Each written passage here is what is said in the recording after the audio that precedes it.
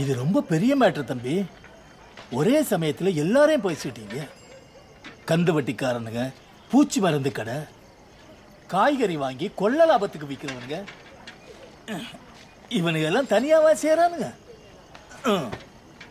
நடுவுல police, ward councillor, municipality, நம்ம MLA வரைக்கும் கட்டிங் போதில்ல. நீ திடீர்னு எல்லாத்தையும் மாத்த ஆரம்பிச்சிட்டா அவனுக்கு வருமானம் அடிபடுதில்ல குமரா. ஏதாவது யோசின பாவம்,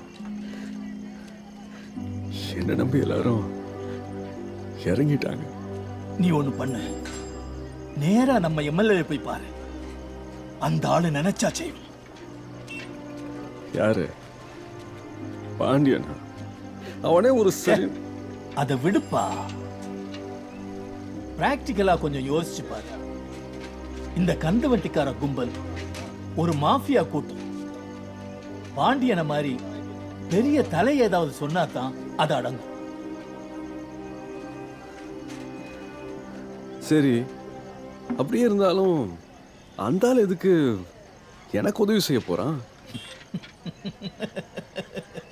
இது ரொம்ப கொடுமையா இருக்குப்பா.